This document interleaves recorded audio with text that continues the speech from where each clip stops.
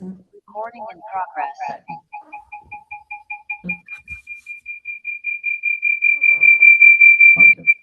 Okay. Steady in again. Okay. Wait. Thank you. All right. Welcome to the Journal-isms Roundtable. My name is Richard Prince, and I write an online column called Journalism. That's journal-ism.com on diversity issues in the news business. This roundtable is an extension of that. Started the roundtable in 1999 when a friend of ours was leaving to pursue a doctorate. He said, keep these going, and we have. Met every month in various restaurants in Washington, D.C. until the COVID pandemic, when we switched to Zoom. Our participation multiplied, and we hope to have more roundtables that are hybrid, that is meeting in person as well as having people attend via Zoom. We've had 7 of those so far, and one of our most outstanding ones was right here in this room when we discussed how Jesse Jackson should be remembered while he was hailing, and in hopes that some of it, and this was with people who had covered his campaigns in 1984 and 1988, was the hope that we could influence somehow what people would be writing in the coming months. So I think we succeeded in that. We've also been hosted by various journalism schools who have offices and classes in Washington, and we hope to continue making new friends and new partners. So we think of this as an online dinner party. Dinner. Okay. With the purpose to network and to learn. Some of the networking takes place in the chat room, so please feel free to make use of it.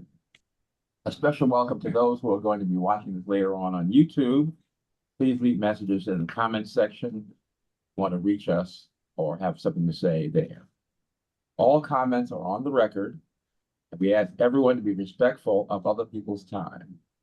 Please try to be succinct and to the point.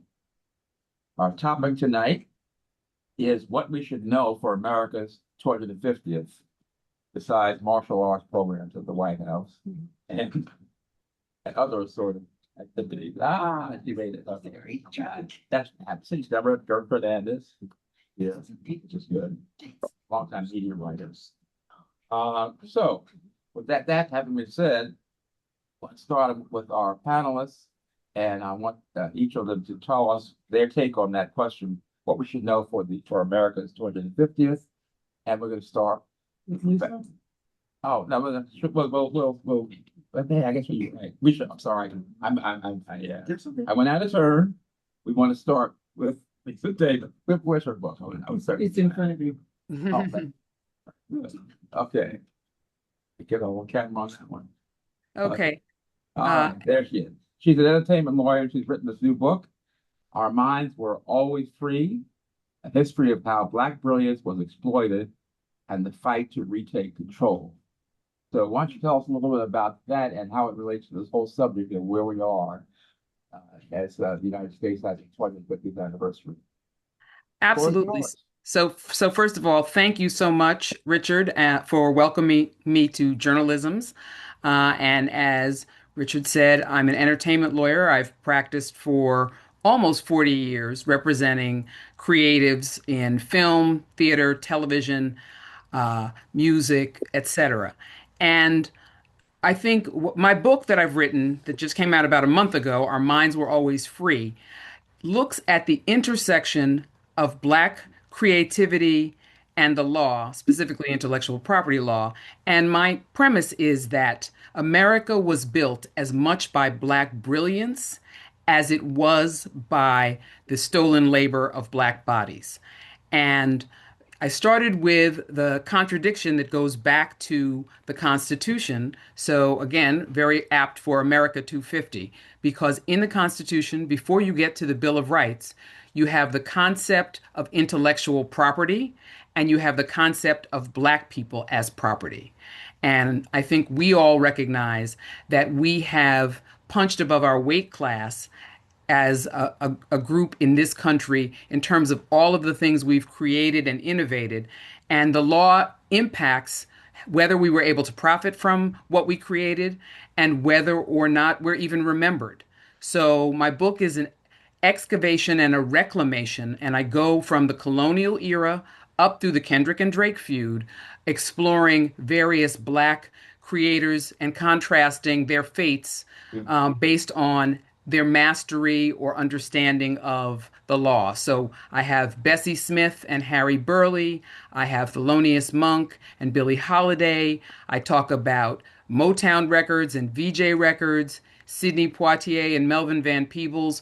So it's really an exploration. So as we're looking at our 250th anniversary as a nation, this is a real journey showing all of the things that we've created and innovated and invented from the colonial era up to now. And there is no America without us and without what we've contributed and continue to contribute. So, Okay, thank you very much. All right, you're now very we welcome. will go to our panelists. Professor Glaude is here. Glaude, I'm sorry. Is here. James S. McConnell, Distinguished University Professor in African American Studies, Princeton University, and author of this book here. America, U.S.A. Is that? Got it? Okay. All right. America, U.S.A. How Race Shadows the Nation's Anniversaries. And he will tell us his initial 3-minute take on how we should think of 250th anniversary. So it's a delight to be here in this roundtable, the Journal-isms Roundtable. It's an honor reading and watching many of you for a long time. So look, here we are in the 250th year of the country, and we find ourselves having to deal with the madness again. And every present requires a past to account for itself. And what I tried to do in this text, in this book, is to kind of tell a story about how we might have arrived here in this moment. In May of 1976, J. Anthony Lucas published in the New York Times a piece entitled "Who Owns 1776?" And it was a fascinating exploration of the tensions around the bicentennial, looking at this historic space alongside of the conflicts around busing at the time.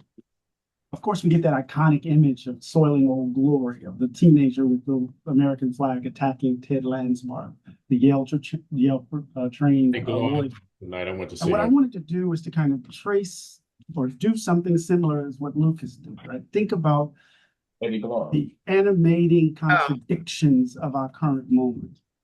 So what I decided to do is to go back and look at all of the milestone anniversaries. I don't have the patience or the wherewithal to write a 250-year history of the country. So I wanted to look at these milestone anniversaries where the country had to tell a story about itself. 1876, the centennial. 1926, the sesquicentennial. 1976, the bicentennial. And in each of these years, when the country had to tell a story about itself, the country's contradictions are in full view. I argue that in 1903, Du Bois tells us that we suffer from double consciousness, that we see ourselves through the eyes of those who despise us. Well, I think that double consciousness is actually a reflection of the double consciousness or divided soul of the nation. America imagines itself at once as a beacon of freedom and as a white republic. And you can't hold those two commitments together without contradiction or without depositing a kind of madness at the heart of the country. And so what I've done is I've tried to show that in each of these milestone anniversaries, those contradictions, that madness is in full view. 1876, that's the collapse. That's not the right verb. The murder, the assassination of Reconstruction. It happens. The country is telling itself a story against the backdrop of Colfax, Louisiana, Vicksburg, Mississippi, Hamburg, South Carolina, violent coups. Right? The Mississippi Plan is applied across the states, right, as the South tries to, or those who once were Confederates try to regain power over their records of individual states. Douglas, just really quickly, Frederick Douglass was invited to sit on the dais alongside President Grant at the Philadelphia Exposition. He's making his way. Philadelphia police officer sees him. He says, "There's no way an N-word is supposed to sit on the dais." If it wasn't for Senator Conklin, who saw him, he would have never gotten in. But the most famous orator in the country at the time simply sat on the dais and was not allowed to speak. They told a story of the nation after the carnage of the Civil War that disappeared like 1926 is supposed to be the decade of the Roaring Twenties, the decade of the age of jazz, the Charleston. It's actually the decade of the Klan. Just really quickly, sesquicentennial is happening in Philadelphia is corrupt. That's how South Philly gets developed. All sorts of things are going on. The Klan is everywhere, so much so that the Klan was approved to have its annual convention on the grounds of the Philadelphia Exposition. They were going to celebrate the flag and burn a cross at the same time.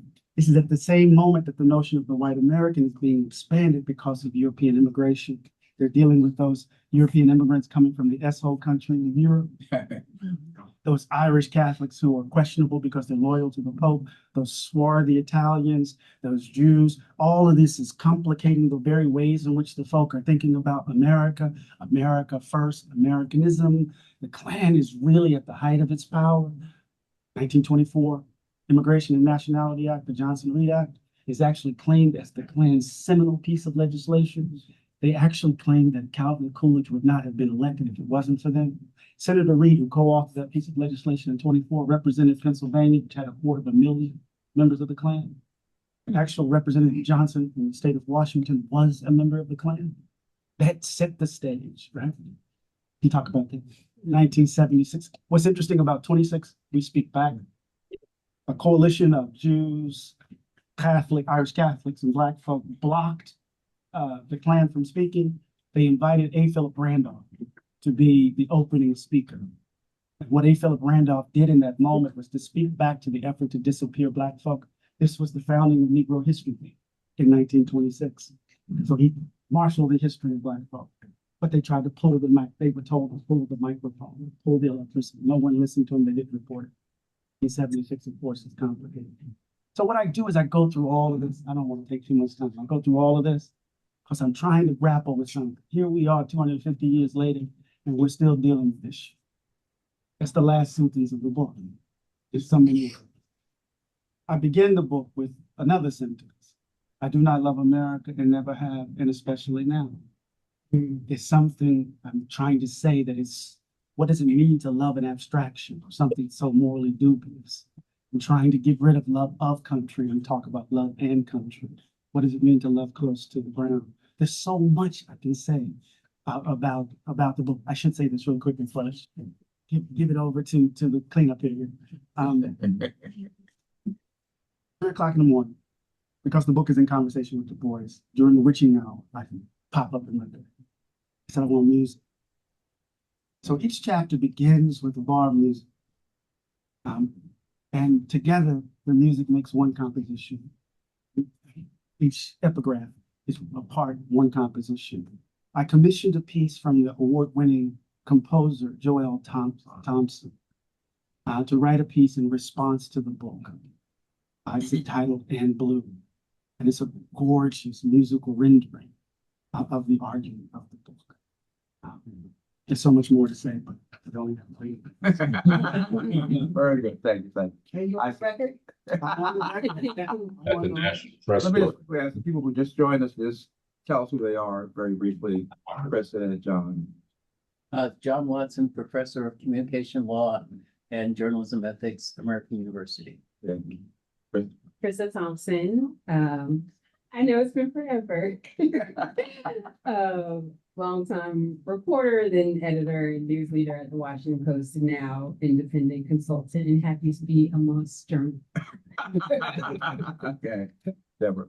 I'm Deborah Menendez. I used to be the Washington editor for Editor and Publisher magazine, and I was one of the founders, I guess, of Sunshine Week Open Government.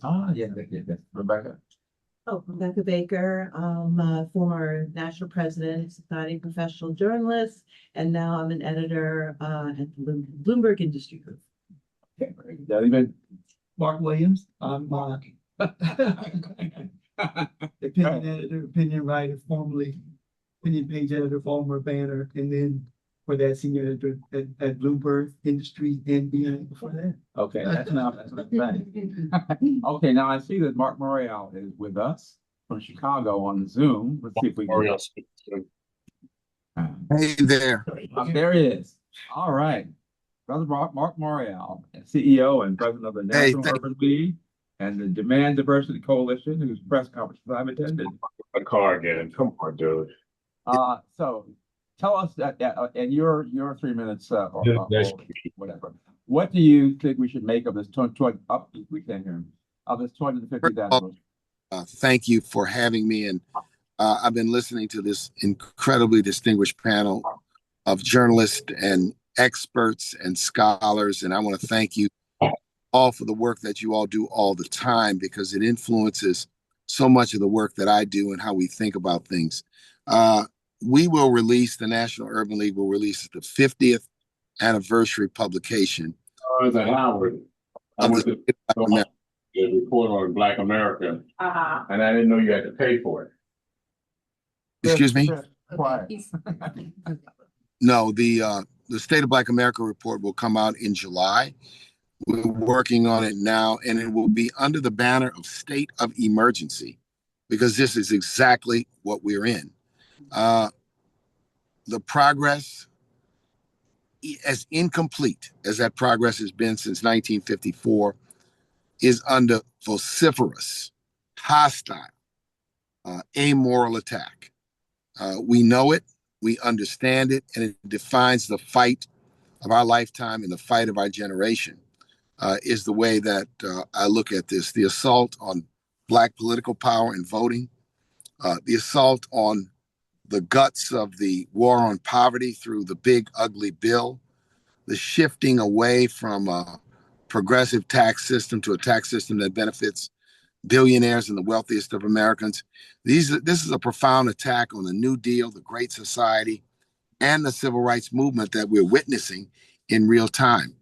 If we cannot abate this, if we cannot reverse this, if we cannot stall this, we are on the way to America having a system of apartheid, where minority interests, oligarchs in the economic sector, those that don't control the majority due to the Electoral College, the filibuster, and various other voter suppression means, will call the shots over the next 25 to 50 years as this country becomes more and more diverse, as this country becomes a country without a majority ethnic group, and this country becomes a country with the people of color being the majority. The stakes are extremely high right now, and in my work, we have to dramatize the stakes, mobilize and energize our community to work on every level. I'm a believer in all legal tactics: litigation, protest, persuasion, economic pressure, whatever works. We have to be able to, amongst all of us, deploy all of these tactics. On Saturday in New York City at the Harlem State Office Building, 2 doors away from the National Urban League's new headquarters, there'll be a massive march taking place to continue to dramatize all of the issues that I'm speaking to. The civil rights community is treating this as a summer of action. So through a variety of things, we're trying to mobilize and energize people. The Demand Diversity Roundtable, which is a coalition of 35 civil rights, social justice, and economic opportunity organizations. The National Urban League has helped to convene and curate it. These are Black, progressive, Latino, Asian, indigenous organizations. We've come together to prepare a voter guide, which is C3 organizations we felt we could do, which is designed to be a tool for people to ask the right questions of those that want to lead them and community leaders in this moment. We all must be in this fight. We all must be soldiered up in this battle. Those of you who have the power of the pen, always use that pen in a very important way.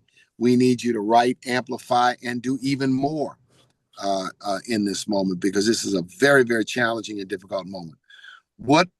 And I'll close with this. What are the barriers we face? One barrier that is significant not to be overstated, is the apathy and lack of faith in the system that is causing some folks in our community to, in effect, withdraw. I don't want to vote. I don't really want to protest. I don't think anything matters. I can't change anything through voting. I can't change anything through protesting. I can't change anything through raising my voice. So I'm going to sort of engage in a withdrawal strategy. We have got to both acknowledge the pain that people suffer, the feelings that they have that are legitimate, but we have to convince people that that is not a strategy. That's an emotion and a reaction, but it's not a strategy to sit on your hands and do nothing. And it is something very significant. I looked at the election results in presidential elections since 2008. What is so stark is that in 2016 and in 2024, the Black voter turnout was 59%. In 8 and 12 and 20, the Black voter turnout was 64% or above. You do the math, and you'll know that we have within our power in the Black community by simply pressing our participation levels as high, we can call the shots in these elections. But this is why there's so much energy around voter suppression, because they understand that a maximized vote. Now, voting alone isn't going to solve our problems, but I reject the thought that politics doesn't matter. The current policies that we are dealing with now all emanate from the 2024 election, or at least they've been amplified and elevated in the 2024 election. The reason why we have such a corrupt Supreme Court emanates from the 2016 election, because it gave 45, now 47, a chance to pack the courts. And the Supreme Court is not our ally. In fact, they are part and parcel, the drum major leading this parade. So I'll stop there and thank all of you for your energy and work. Please look out for the State of Black America report. We put it online. It's free. We have a printed executive summary, but we publish the entire report online, so it's free, available, and downloadable by all. Thank you. Okay. Ray Suarez is here. Everybody knows Ray. But he's written a number of books here about the history of Latinos in the United States. And I want to ask him from that perspective how he views this 250th anniversary of the U.S. Well, thank you, Richard, for asking us all about this precise question, because as the U.S. marks this particular anniversary, it's so important. We're in the midst of a massive pushback against real accounting of what the long march from 1776 to today has really been. In history, there's long been a debate about people needing a usable history. That is, a history that helps them not only understand what happened, places, names, dates, that kind of thing, but gives them a way to understand themselves in their times, in context. It's a usable history. I've been writing popular histories for decades. That is, work that's not for academics or for scholars, but just for curious people who want to know more about the American city, American religious history, the history of migration to this country. And it's been shocking. I didn't think I'm shockable anymore, but it's been shocking to see the depth and power of the pushback underway at the moment, when all the forces who say that they've felt marginalized and assaulted and had their feelings hurt by a true accounting of how we got here are now full throat, full cry. Don't give us the truth. We want the myth. That's what we're feeling right now.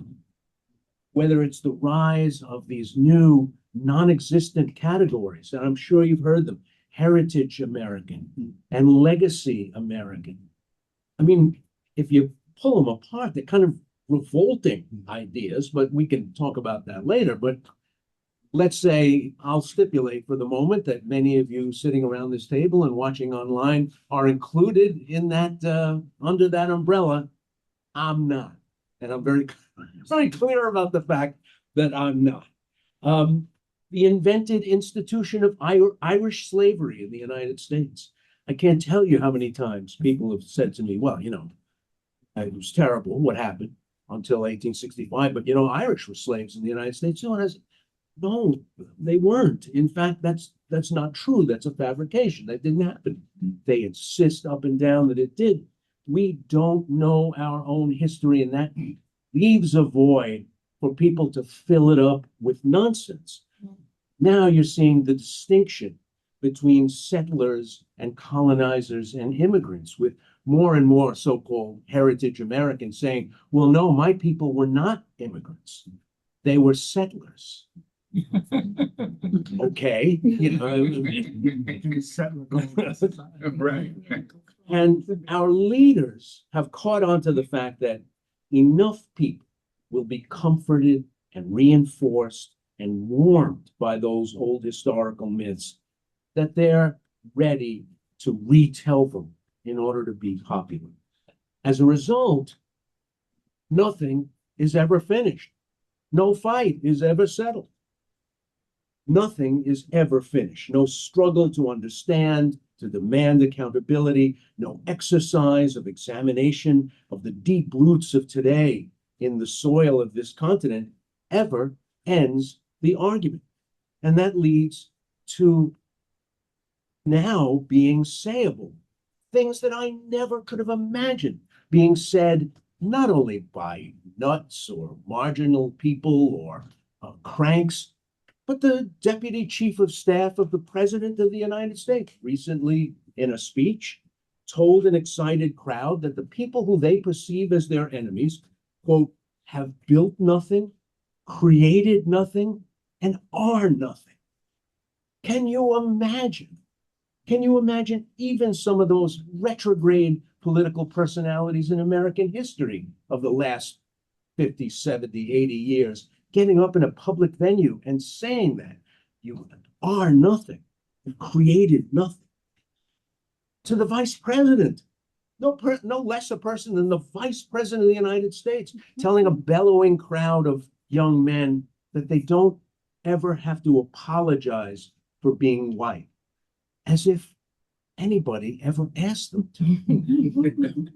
You know, I don't mind having a good, rigorous argument about this stuff. I don't mind, you know, sitting at the foot of a statue of Robert E. Lee and arguing about whether it can be there.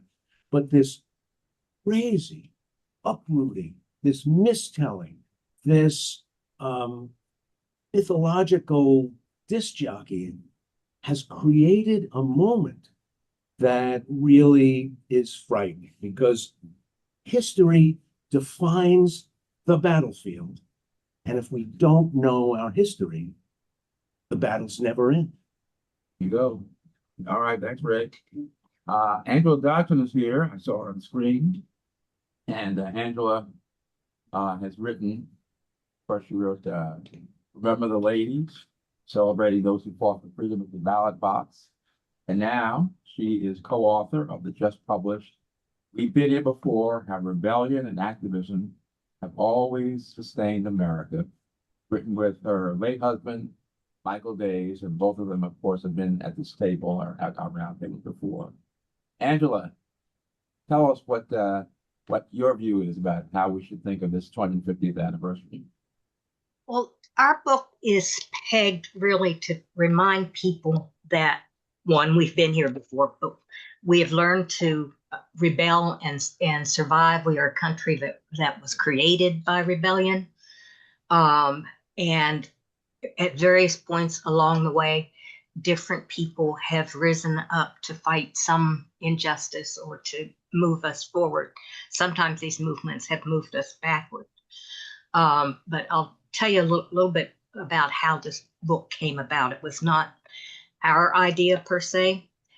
A publisher friend called me one day and asked if my husband and I would be interested in writing something for the 250th anniversary. And it was left up to us to come up with a concept. And I don't know which of us might have said it first or how we proceeded from there, but we came up with the idea of movements and rebellions that have defined the country. And we made up a long list, and the publisher cut it down up to something more manageable. And we divided up the chapters on what we wanted to write about. He wanted to write particularly about Indigenous people.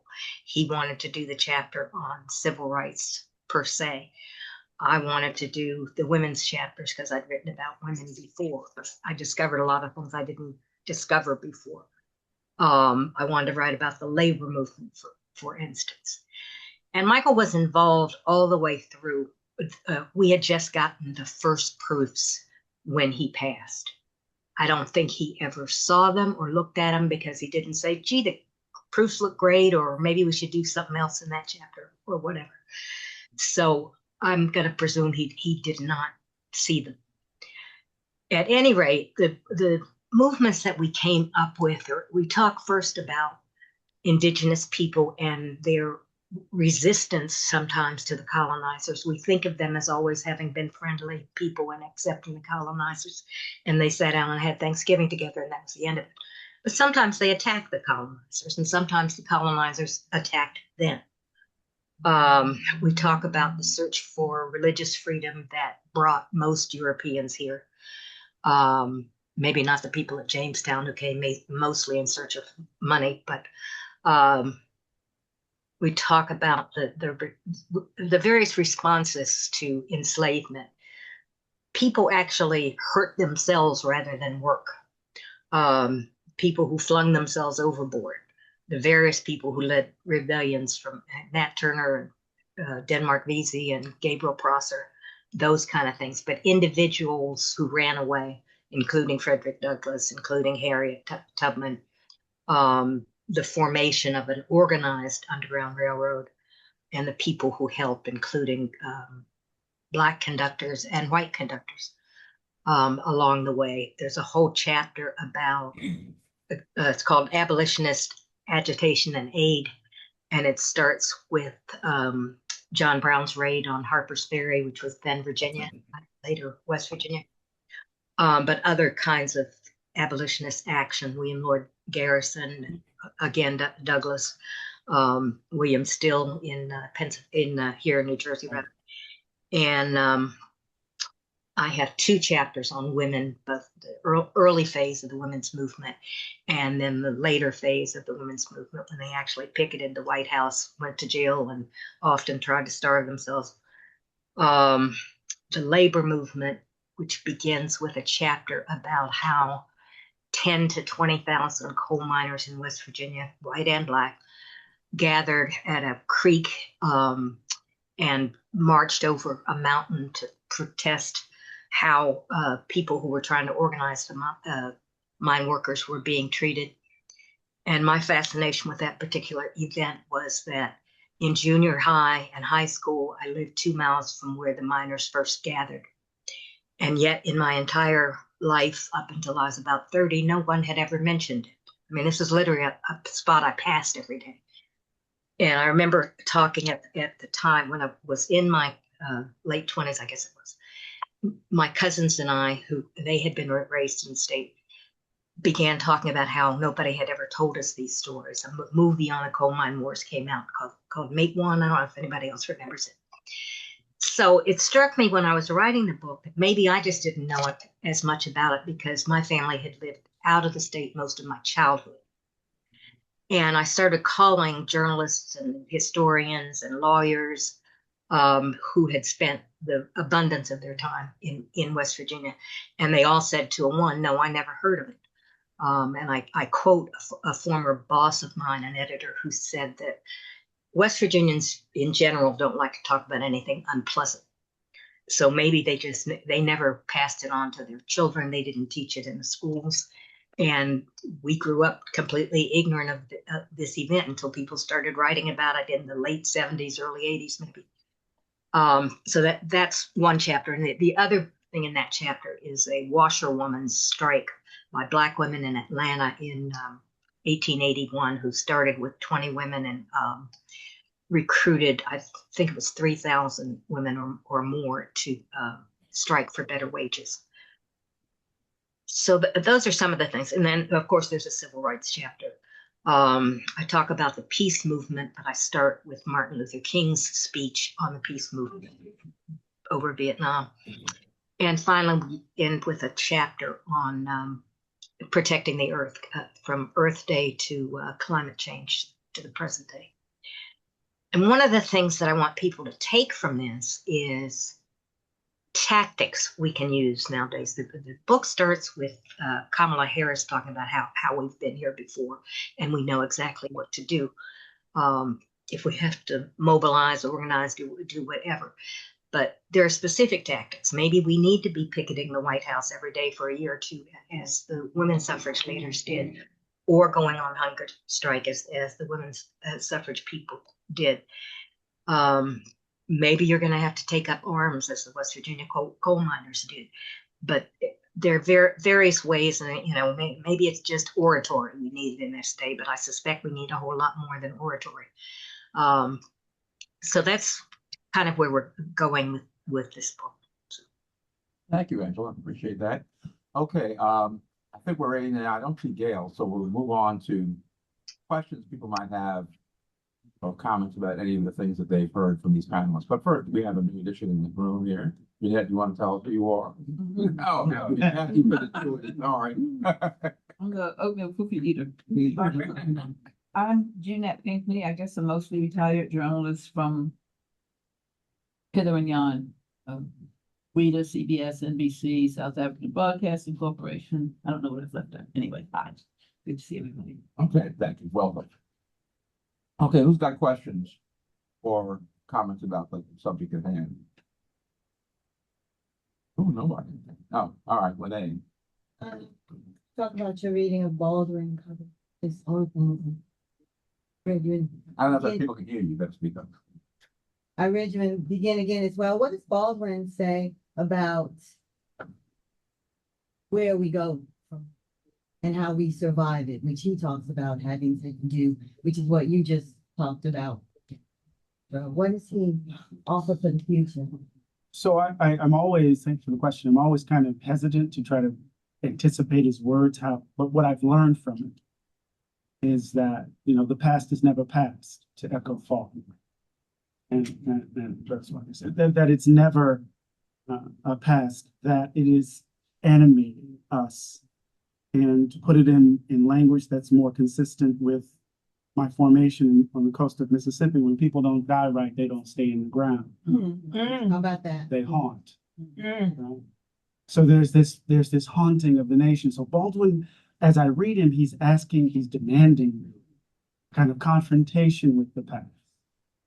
He's asking the country, demanding that the country understand how it has arrived at this moment, to understand that willful ignorance, in order to maintain a kind of innocence, makes this place monstrous. And what we see with the kind of redactions of history, I mean, we're in the midst of a second lost cause. We're in the midst of a second redemption. And those two things aren't the same, but they function together. And it has everything to do with, I think, and this is my reading of Baldwin, more importantly, me.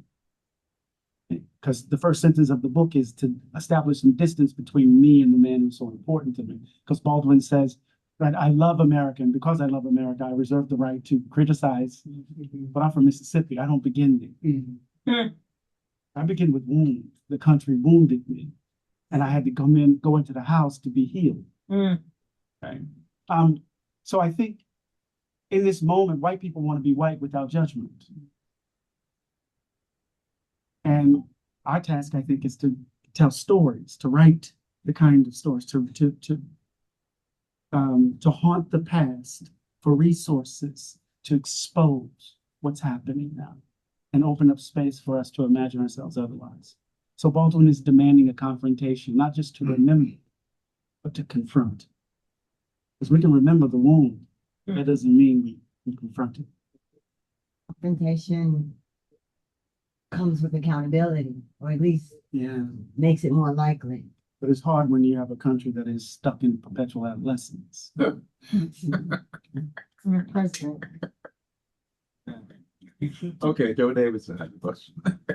You know, America is a contradiction. I mean, it started out in contradiction. And African American, we also are our contradiction. I mean, no matter what America does to us, we fight, for example, to defend the country. We fight to be part of the armed forces. So I'm wondering, how do you suggest we deal with that contradiction? How can we resolve the notion of wanting to be a part of a nation that has historically treated us the way it has treated us? Yes, for you. I think it's important for us to tell the story that we have not always wanted to be a part of. In 1808, for example, against the backdrop of Congress Hall, there's a march in the Southwark District of Philadelphia of Black men with pitchforks and cutlasses invoking the Haitian Revolution as a response to what their treatment. One of the things about Nicole Hannah-Jones's introduction to the 1619 Project, it makes us quintessential patriots. And in doing so, it erases a dimension of Black American politics, African American history, that is deeply skeptical of the possibility of us surviving. So I want to just say that up front, that the Black nationalist tradition is complicated, and we can tell a story of us trying to look at Haiti, us looking at Martin Delaney and others in the 19th. It's a very complicated story. Leslie and some others can talk about. But I think at the end of the day, the contradiction isn't fixed. In our struggle, we have tried to offer a way for the country to imagine itself otherwise, to get to the other side of this. And I think part of what we're doing is in these moments is to say that the country must make a choice. It can't be both. It can't be a beacon of freedom and a white republic. It can't be both without it being madness, without madness. So in the end of the book, I don't make any policy. I just said you just gotta choose. It's not complicated. I gets chosen. So much so that J.D. Vance on July 5th, 2025, said that the American idea isn't sufficient for national cohesion. He put forward the argument that blood and soil was this is the heritage of Americans that Ray was talking about at the Claremont Institute, he said. Let me add, in my most recent book on the modern era of immigration to the United States, I wrote a chapter about African immigrants because now fully 1 out of every 10 Black people in the United States was born somewhere else on the planet, and 1 out of 5 is either an immigrant or the child of an immigrant. And I was interested in asking the people that I spoke to from Ethiopia, from Senegal, from Nigeria. Everybody knew. Everybody knew. They said, oh, well, I knew that there's racial difficulty in the United States, but I wanted to come anyway.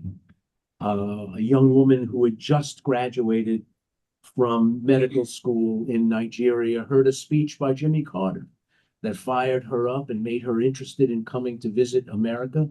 Her older brother was already living in California, so she told her parents, look, I'm just going to go and I'll go see him and check that he's all right, which is how she sold it to her Nigerian parents, and came to see.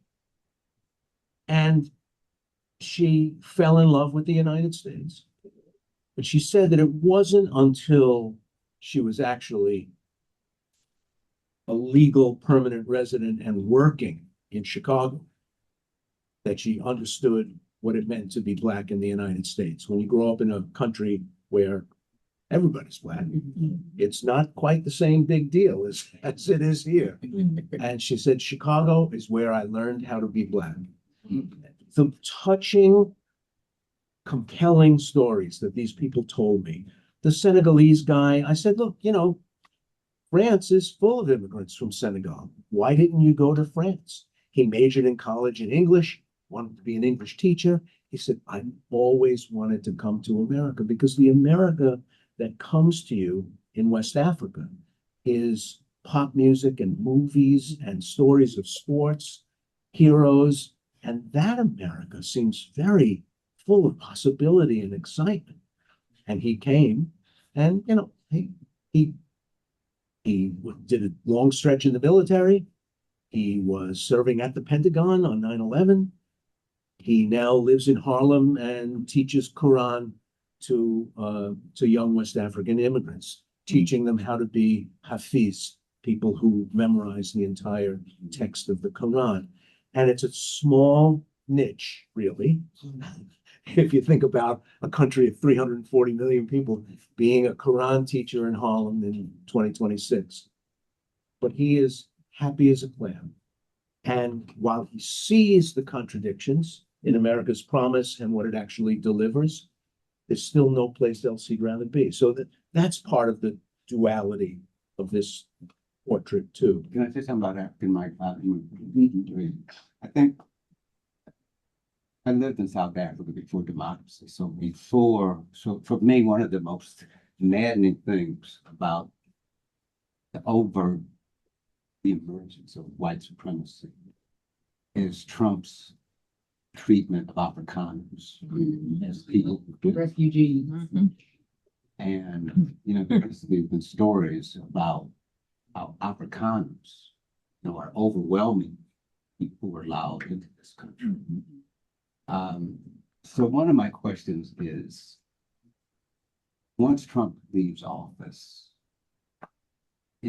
what are the chances that the United States will regain at least some sense of promoting notions of trying to be a just society, as opposed to what we have now, where it seems to me that Trump doesn't make a pretense of that. And so, whoever, you know, I'd like both of you to answer it. Anybody online for that matter. I think the person was, because of the 35-year-old requirement, the person is already alive, so we know that. The person who is the next president of the United States going to have one of the hardest jobs in history. I can't imagine being the next president of the United States. And what do? Do you go fast or do you go slow?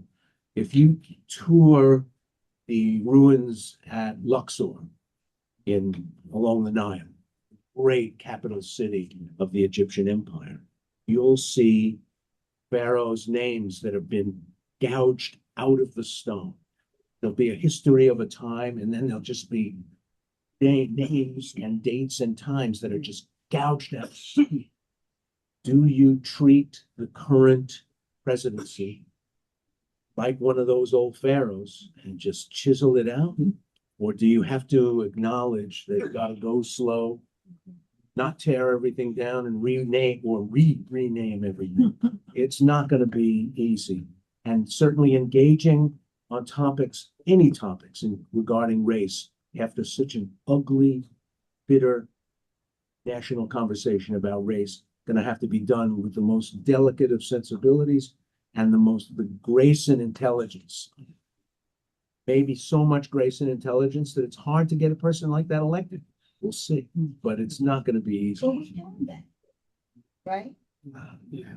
We at least had that similar other with Obama, right? There was no more he could have done in terms of, you know, lifting the conversation. I won't say that.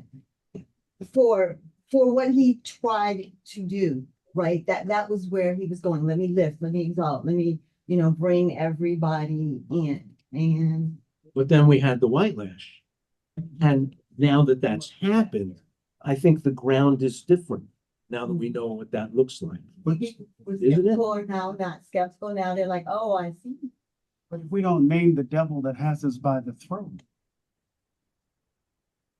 in the midst of this, because you said we maybe have to be smooth, and because Trump is just an avatar 70+ million people voted for him 3 times. Mhm. They're not going anywhere, even if he goes out of office. So the question becomes, really, I don't know what this nation is going to be on the other side of this. And it seems to me that part of the task is a kind of honesty. We can't, to my mind, we can't have someone come in and be delicate. To my mind, that would seal our fate, because it's the delicate approach over 8 years when he was told, we're gonna make you 1 term. When they did all of the things, he did everything to say that I'm okay, that Black history is okay for the country to embrace. It still became what we have now. And so it seems to me, right, that that's where I disagree with you. Now that we've seen this, see, it would be hard to imagine 2-term Republican presidents, Reagan, Eisenhower, saying some of the stuff that this guy has said.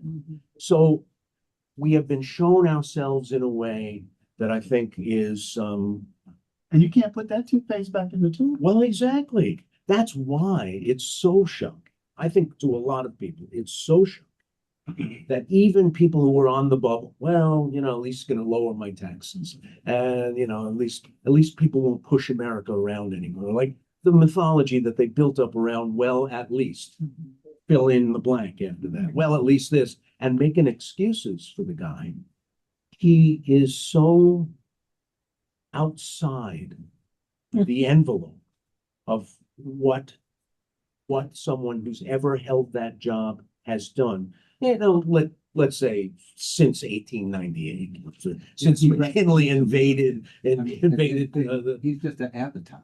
Right. The bigger problem are these 70 million people. Exactly. And they're going to be here when he's gone. Exactly. So then, all right, well, please. In this considering of what's coming next, does the country continue or does it break apart? That's one thing. Tell us who you are. Oh, I'm Gabrielle Gurley. I'm a senior editor of the American Prospect, based here in DC. Does it break up? Can it continue? And this is something I've been thinking about a lot, given the extreme situation that we're in now. And I see Leslie has her hand. Yeah, I'm gonna call on her. I think the quick answer for me is that it all depends. No guarantee that it won't. It all depends on the kinds of choices we make now. I want to be clear that Donald Trump is an avatar of not only just the people who voted for him, but I would urge all of you to read a book by Laura Field entitled The Furious Minds. And it's an account of the intellectual scaffolding of matter. It tells us about the Claremont Institute. It tells us about the nationalist conservatives. It tells us about the the conservative Catholics. These are post-liberal, post-democratic intellectuals who believe that liberalism fundamentally, right, is bad. And what they're doing is using the useful idiot for their ends. They've captured government and they're destroying the infrastructure of not only, as Mark said, not only of the Great Society, but of the New Deal, right? And it's tied up with grievance, hatred, and selfishness, an interesting source. So how we respond to that will determine what we are on the other side of this. But one thing I do know is that if we are worried about activating the racism in the body politic, which has oriented us for I don't know how long. That's the dance. We can't really name the devil, because if we do, then the devil will show up. So we don't do it. And look where we are. but anyway, I'm running my mouth too. That's all right. You We mentioned. need, if we continue this conversation, we're gonna have to make a liquor run. Okay. You name checked Leslie Harris, who is also got a hand up. She's a professor at Northwestern, and she's been with us before, talking about the Black and Native American participation in the Revolutionary War. And so, Leslie, take it away. What's your question or comment? Comment mostly. I'm so pleased to be in this conversation and have an opportunity to talk with a group, with all of you. And I am not surprised. I'm disappointed by the moment we're in, but I'm not surprised. I do not think it's, I think that we really need to recognize that when the civil rights movement happened, as with every movement for progress in this country, there was a strong and continuing undercurrent at best, often quite open at worst, disavowal of all of that. And we have all gained, black, white, blue, purple, we have all gained from the 13th, 14th, 15th Amendments, citizenship, suffrage, all of that, which was gotten through black blood. We gained with the civil rights movement, everyone, women gained the right to be independent citizens, even more than they did after the 19th Amendment. And yet, our sacrifices as black people to the highest ideals of this nation are repeatedly forgotten. People who are complaining about DEI, for example, in employment, don't understand that the alternative is what we're seeing now with Trump, him calling up his friends to do inferior work all the time. So I just want to be clear that this is not new. What's new is the enormous transparency and arrogance with which people who are so ignorant, and that's ignorant, have really captured the government. But I want to say something else, which is that I completely agree with my friend and colleague from a long time, Eddie Glaude, that Democrats and Obama walking softly opened the door for this because we kept trying to appease that group. I'll never forget with trying to get universal health care, kept waiting for people who, as you said, we want to make you a one-term president. He had the numbers in Congress to do that and more. And instead, he tried to convince people who had no interest in being convinced. And in doing that, lost an opportunity for substantive change that would have changed the lives not just of Black people, but of poor people who needed to see themselves in common cause, but also needed more from this nation. Working class people who are still, I just did the math one more time about our federal minimum wage. I worked at McDonald's in the mid 80s and made $3.35 an hour. Today's minimum wage equals $2.75 an hour. I worked alongside women, and I know they're still there, who were single mothers raising children. You tell me how even in 1985, you raise a family with $3.35 an hour, and now tell me how they're supposed to do it with what the minimum wage is now. Yes. So one more thing I want to say. The problem is not the 1/3 that voted him into office. 70 million people in 340 million people is not a mandate, never has been. They haven't had a mandate since Reagan. Bush didn't have a mandate either. But our biggest problem is apathy because both parties, by trying to claim some centrist ground, which is really no ground, and particularly the Democrats, they have not been creative in solving these basic childcare problems. I was sitting with a young woman who's a professor in my institution who is going to be struggling with childcare, a PhD, an educated. What is that? How could that be? Basic childcare.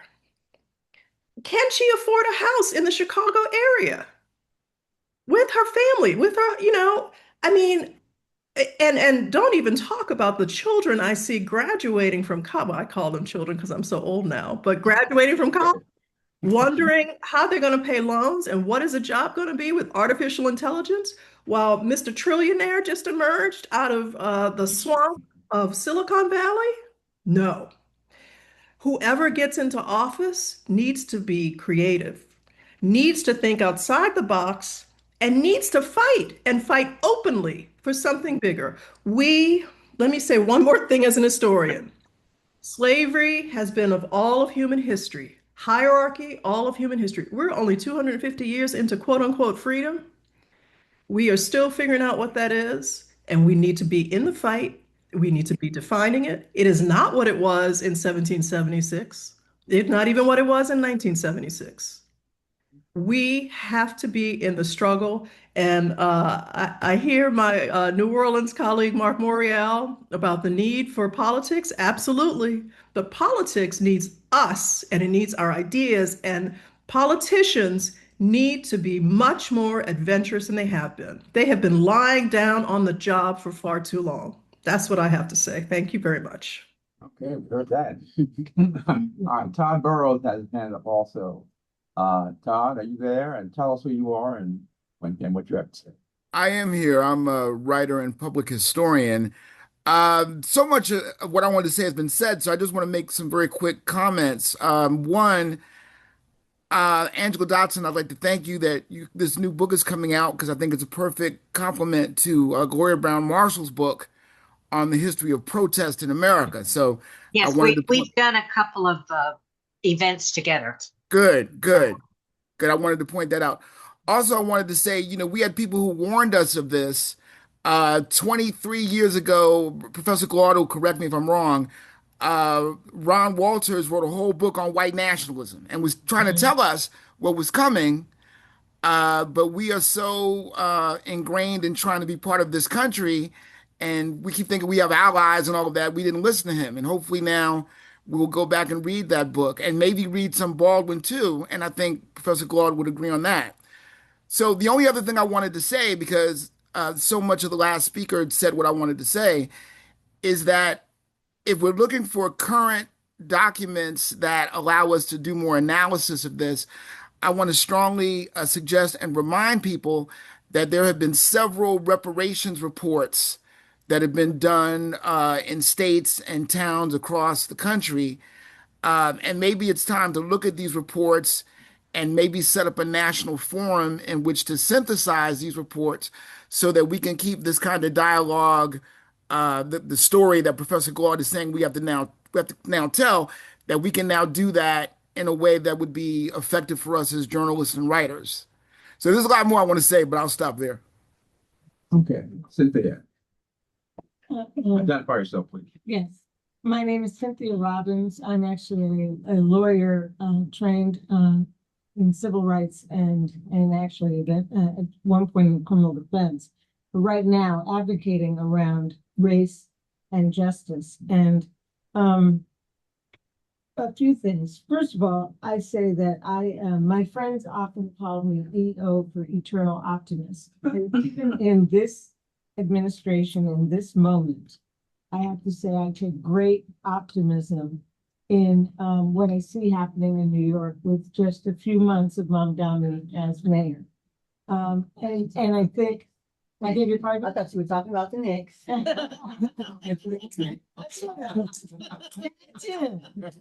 too. Because I think the idea of being creative, of being intentional, deliberate, and unapologetic in pursuing issues like access to childcare, access to healthcare, access to justice, are things that we cannot compromise on anymore. And I think as we approach the 250th anniversary of this country, we are going to all have to stand up. We are going to all have to do our part. And that's why I was really excited that my friend Lisa Davis was able to talk about her book as well, because she's talking about this issue of innovations and creativity and industry of Black people that has been exploited over the years, over the decades, over the centuries. And we have to be clear about who we are, what we've created, and getting credit for it. And so I'm curious for the historians in the room and online, how you see this issue of access to intellectual property benefits and our responsibility as consumers of creativity and inventions. How does that play into the unfolding of the next centuries of U.S. history? Well, I can't speak to it specifically. I can only say that we're not just simply objects being moved about. That as things happen, we speak back. Mm-hmm. We act in the world. Mm-hmm. And we have to act in the world on behalf of the world that we hope to bring into being. And in my work, for example, I'm always thinking about the ways in which we are imagining freedom apart from the way in which the country imagines freedom. So Juneteenth is a part of a history of separate alternative freedom celebrations. Mm-hmm. We used to celebrate January 1st. Why? Because it was January 1st, 1808, the end of the transatlantic slave trade. We used to celebrate July 5th. Why? Because that's July 5th, 1824, the end of slavery in New York. We used to celebrate August 1st. Why? It's West Indian emancipation. Right? And Juneteenth, it's an alternative story. So we're always speaking Black History Month or Black Negro History Week. We're always speaking back. So the Davis book is so important because it gives us a sense of our agency in the midst of all of this. Right, can I say something really quickly, though? Really quickly. In the book, I'm making this argument about how the country finesses the divided soul of the nation. Y'all tell me if I'm wrong. It's in print now, so I don't know. The way the country finesses it, the way white America at a certain level of generality finesses it, that is the beacon of freedom and a white republic, is that white America believes that it possesses freedom to give and to take away.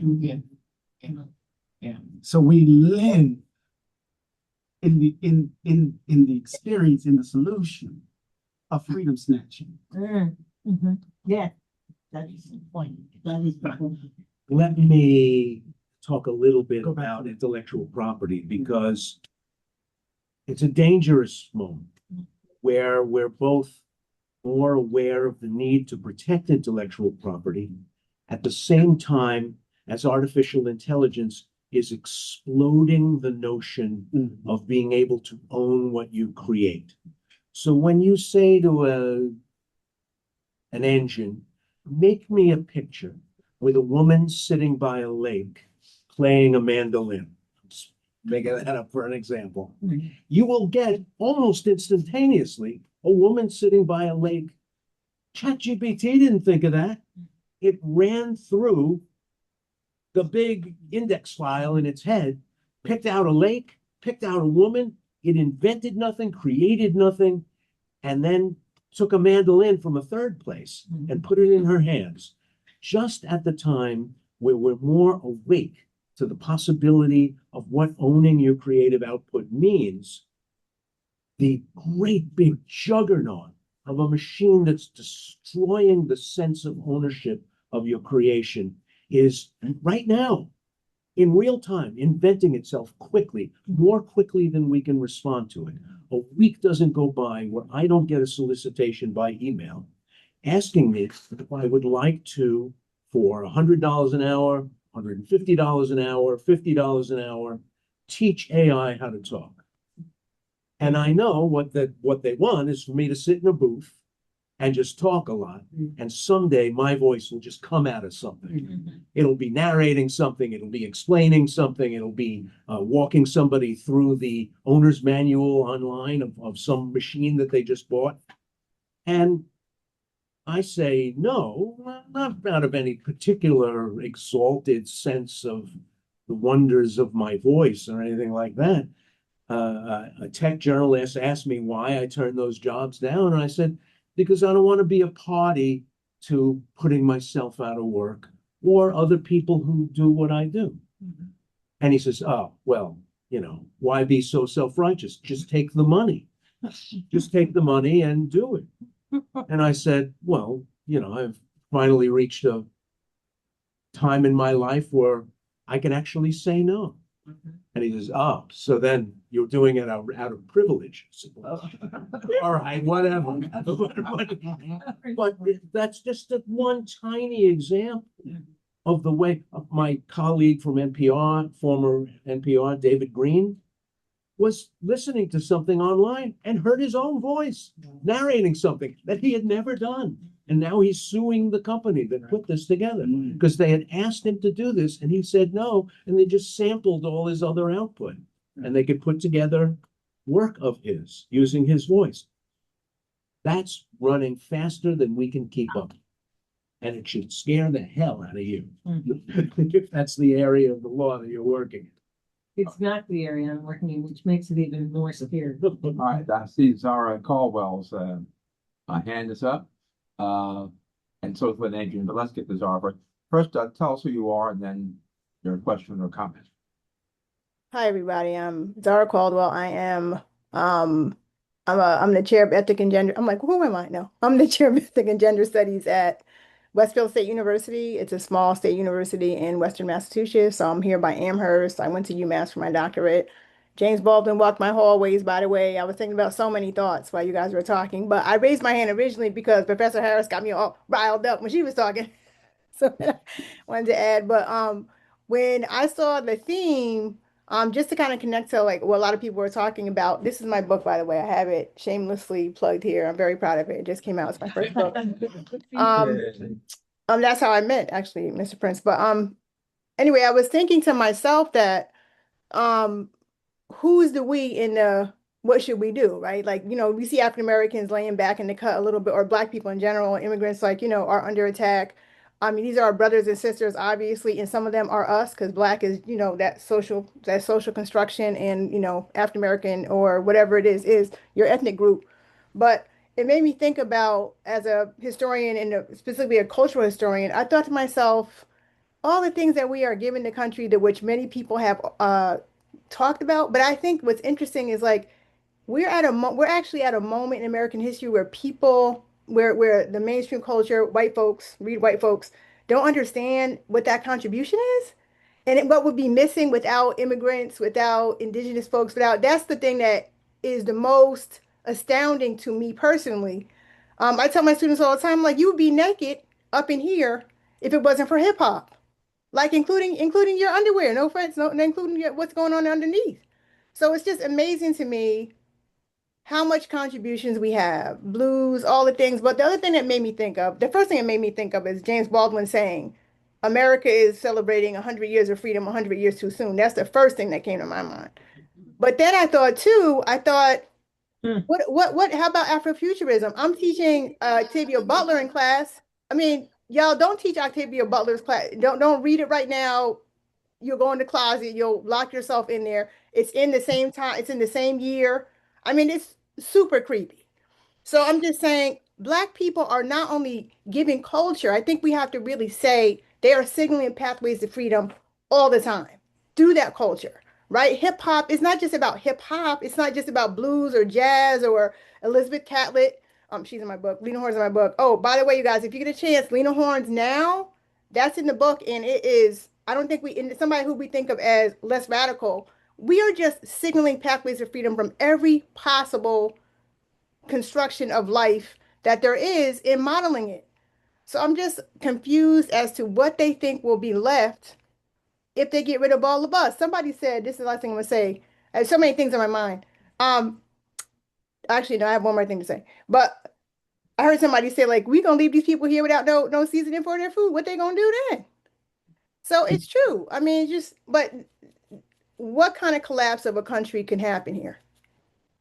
That's it. I'll stop there. One more plug for Aja Mone's new album, talking about pathways of freedom. I was gonna read you guys a part of her poem. I won't do that, but please look at that. Say it with your chest. Oh my God. Say it with your chest. That poem, do it after this. Okay. You guys got me discombobulated with so many things in my mind. Oh, thank you so much. That's Hazel Scott. That is helping up in Chris's time. What was that all about? You still there? I couldn't understand. It was like garbled. I was saying, tell everybody how we met and where we were and what we Oh, Keith was there. I've been working on this book for 10 years. One of the people on my book is Hazel Scott. And we met at Hazel Scott's, like her premiere of her documentary for PBS, and it's free. Please watch it, because that's the other thing, you guys. How long are we going to be able to get to access those things? It makes me a nervous wreck. We have to like record things. And anyway, they were screening it. Adam Clayton Powell III was screening the documentary, and we met in the elevator, actually. Up to see it. Yeah. So in my book is Elizabeth Catlett is in my book. Jackie Orms, who I hope you know who she is. Jackie Orms, the press people know who she is. If you don't, I mean, you should, right? Catherine Dunham, Lena Horne, and I'm missing I think Hazel Scott. So it's 5 women, and they all are doing like layered resistance, and I'm talking about McCarthy, and it's really like poignant for a moment, but it's also very sad that we're repeating this, but very predictable. Okay, thanks, Sarah. Lynn Adrian has her hand up. Oh, okay. What? All right, Lynn and then Rebecca. Okay.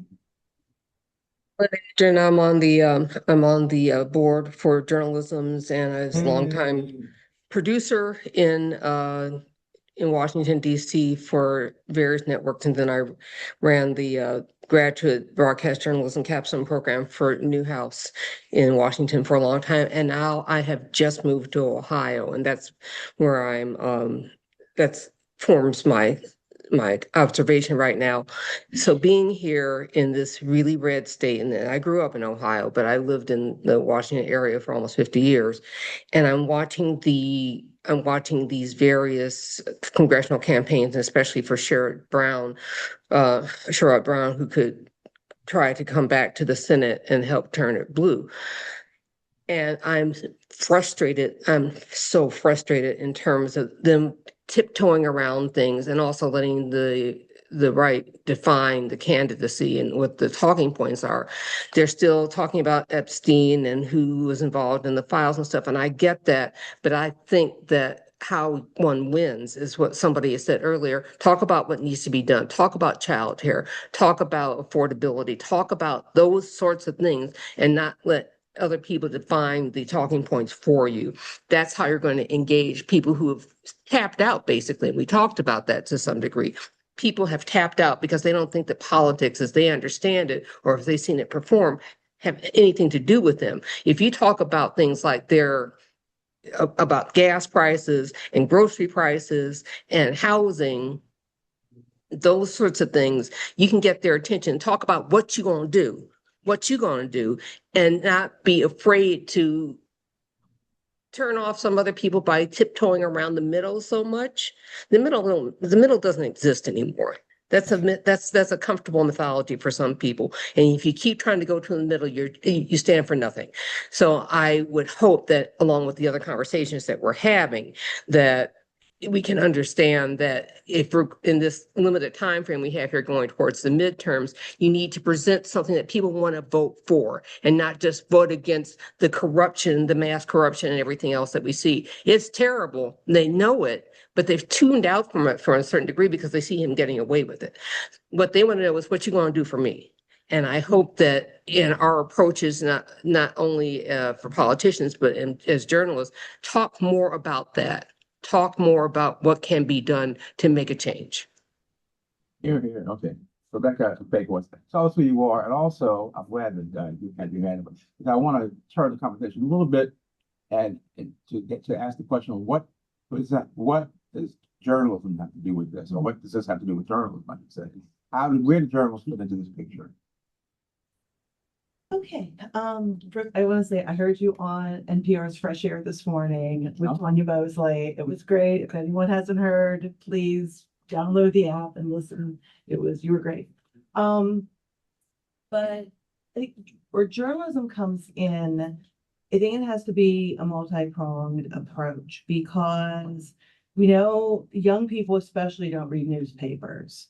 So it has to be, I think journalists have to, both legacy publications, Black press, minority press, everybody, it has to be a full court press in getting these messages in front of young people, because so many of these young people in high school and even college, this type of politics that this is all they've known. Trump has been on the scene 10 years. So if you're 18 years old, you have really only known the Trump style of politics, the MAGA style of politics. So how do we, because again, the people who voted for Trump 3 times, you're not going to change their mind. They're just move on. But these young people who, are seeing a type of politics that doesn't have the restraint, some would say the dignity of what has preceded it, even from the Obama years. But even during the Biden years, Trump was still on the scene. MAGA was still on the scene. So we have now a decade of this type of politics, and we have a young people, this is all they've known. So I think it's beyond all of us, anyone whose role it is to get messages in front of young people to show them that there is a better way. There is another way of doing politics. And this is what I'm saying. So that's to help them realize that this isn't the only way. But I also think that you have young people who are more isolated, more despondent. They're more, it's just, they call the bedroom generation. There was a story in Bloomberg today called the bedroom generation because they're not going to school. They can't find work. So, they have no money to go anywhere or do anything. So they're in their bedrooms. So, and what are they doing on their bedrooms? Right. Yes, this is what they're doing on the bedrooms. So it's really a battle for eyeballs. It's a battle for attention. This is an attention economy now. So who gets the most attention is the one that's really driving the public conversation. So, it's on all of us to put these alternative messages out there. There is another way. This is how we've kind of gotten, I won't say gotten out of this before, but this is how we've worked with these kind of issues before. To first of all, give them some hope that this isn't just how it is, that there is another way and there can be another way if they're involved and they can feel that they can take some action. Okay.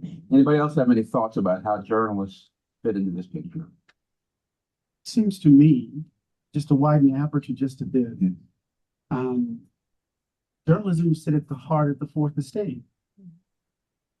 And if everyday ordinary folk can't acquire the information requisite to make informed decisions, then the very foundation of democracy, of self-governance, is in question.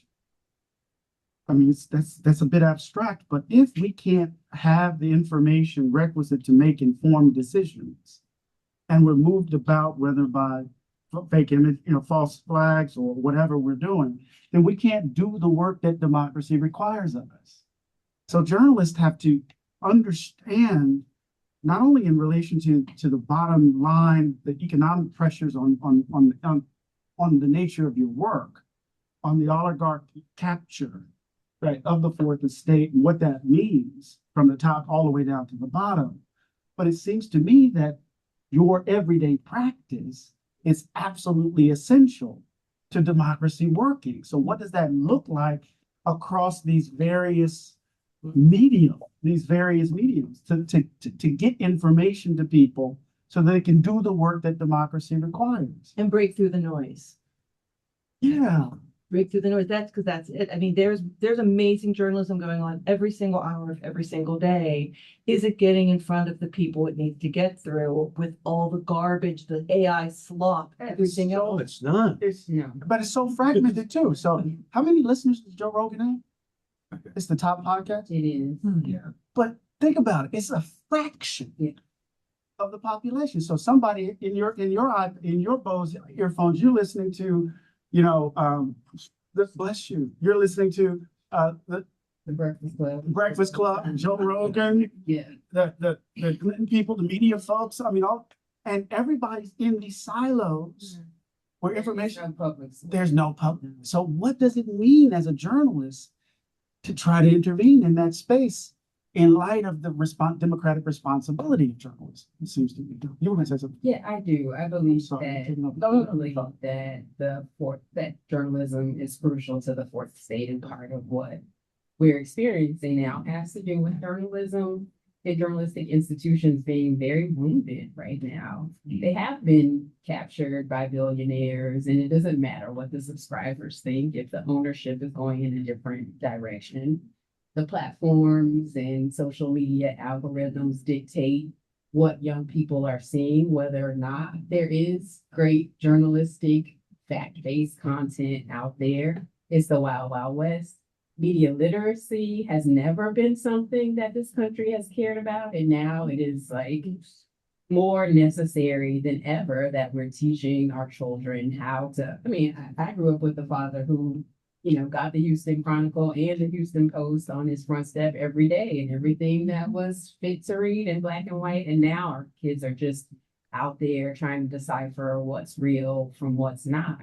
And I think if we don't figure out how to take on some of the practices of the kinds of media that are successful now, whether it's social video or other kinds of forms that are actually holding attention, we won't succeed. But then the question of how you do that and keep some of the principles that are really core to the journalistic practice strong is they're very much in tension. If it's not your opinion and personality driven, it's not going to succeed in these spaces and it won't get the eyeballs, right? And so now we're left with a shrinking number of strong journalistic institutions that cannot serve the needs of informing the electorate and supporting healthy civic society. And I find this to be very distressing. We also have local newspapers, the collapse of local newspapers. So you have, it was like 80% of local newspapers have shuttered since in 2010. So you have these news deserts, and what's filling the void? X, Facebook, TikTok. So and the papers that are left are owned by a particular by a particular corporation. Yes. So there's sparks of hope in nonprofits, news, and we have ProPublica and some local projects. And I'm on the board of Deep South that produces Mississippi Today and the source of local folk. Yeah, so which is they're all doing great work. But then again, it comes back to people valuing the journalistic practice and news reporting, being willing to support it with their dollars so that we're not only relying on foundations in extremely wealthy individuals to keep it going. Leslie Harris has her name. Hunter has her hand up. I've been thinking about this journalism piece for a long time, and I think we're seeing the decline of probably all of us in this room of how we used to get news versus how we need to get news now. So I still have my subscriptions to the New York Times and the Washington Post, and I just read those. But podcasts, Instagram, all of those things, during the first Trump administration, I was on MSNBC every night, learning. After that, after the pandemic and after the second election, I needed more. And the traditional journalism wasn't providing that. It wasn't in the pocket of MAGA, but it was not giving me the depth that I personally needed. And so I find the podcast to be, the most in-depth, and also nonprofits like ProPublica. And I think that we can mourn the decline on one side, but we really have to think about how to continue to nurture and the variety of voices that are out there. So it's much easier now if I want to know what a Joe Rogan thinks. I don't, but if I do, I could find it. And they are funded. I have to listen to the ads. There are not many that I subscribe to, but you can subscribe to them for like $5 a month, a lot of them. So I think 10 years ago, 15 years ago, I was really concerned about what was going to happen because I did not see this podcast world and all of that coming up. But, my youngest sister, who's 16 years younger than me, very politically engaged, involved with the Working Families Party in New York. She doesn't read the New York Times. She can't believe I read the New York Times. She finds other ways to get her news. She was working on Mamdani's campaign. She is informed, and we disagree, but she's an informed person without subscribing to the things that I subscribe to. So I'm cautiously hopeful because of the variety of media that are out there. Okay, Georgina, in Mara, I see you there. She's the new president of the DC chapter of Society of Professional Journalists. I just wonder if you have any thoughts on all of this. Yes, thank you so much for inviting me. I'm so happy to be here. I know someone previously just mentioned social video. That's what I do for work, social video producing for Politico.